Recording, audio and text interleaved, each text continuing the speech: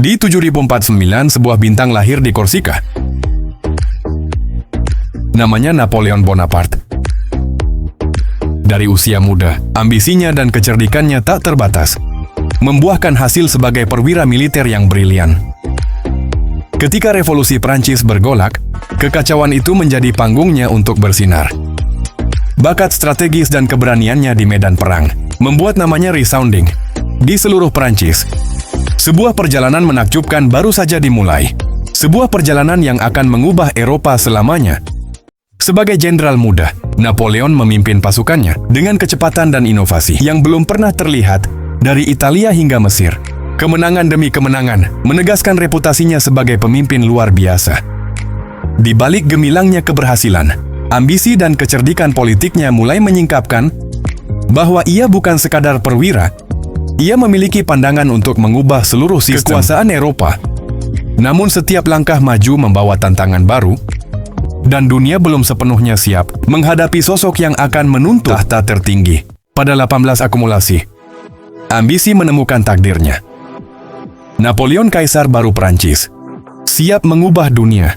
Dengan taktik militer jenius, pasukannya menaklukkan kerajaan demi kerajaan, membangun imperium yang luas. Di bawah panah dan topi jepitnya, peta Eropa berubah secara dramatis. Ambisinya tampak tak terbatas. Tapi di balik kemenangan dan kemegahan, benih masalah mulai tumbuh. Musuh-musuh baru bangkit dari setiap sudut. Keputusan yang akan menentukan nasib imperium. Apa yang akan terjadi ketika ambisi tak terkendali bertemu kenyataan yang keras? Di puncak takdirnya, Napoleon Bonaparte menguasai sebagian besar Eropa. Setiap kemenangan adalah sebuah mahakarya. Namun setiap tanah yang ditaklukkan membawa risiko baru. Dan setiap mahakarya menyimpan benih kejatuhan. Sejarah mulai menyiapkan babak terakhir. Satu yang akan menguji batas kecerdasan, keberanian dan ambisi manusia. Bagaimana seorang anak laki-laki dari pulau kecil bisa menaklukkan dunia? Dan apakah kejayaannya akan bertahan selamanya?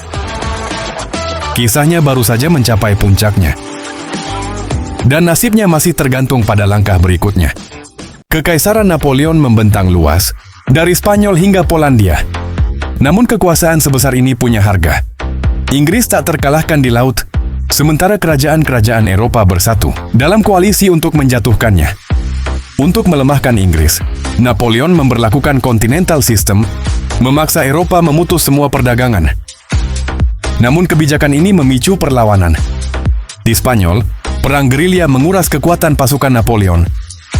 Di balik kejayaan yang terpampang, retakan-retakan berbahaya mulai mengancam fondasi kekaisaran yang megah. Pada tahun 1812, Napoleon mengambil keputusan paling beresiko dalam hidupnya, menyerbu Rusia.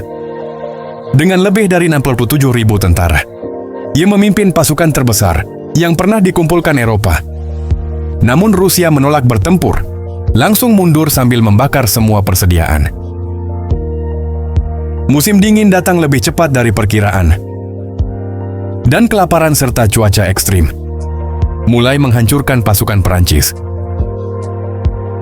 Saat Napoleon mundur, kekuatan yang tak terkalahkan itu berubah menjadi bayangan dari kejayaannya sendiri. Kekalahan di Rusia memicu pemberontakan besar di seluruh Eropa. Koalisi musuh bersatu kembali dan memukul pasukan Napoleon dari segala arah. Pada Lavisse-Brest 14, Paris jatuh dan Napoleon dipaksa turun tahta. Ia diasingkan ke pulau kecil Elba. Dunia mengira kisahnya telah berakhir. Namun bagi Napoleon Bonaparte, ini belumlah akhir. Kekalahan di Waterloo mengakhiri segalanya. Kekaisaran Napoleon runtuh. Diasingkan ke pulau terpencil, Saint Helena. Ia meninggal di sana pada 1021. Namun warisannya abadi.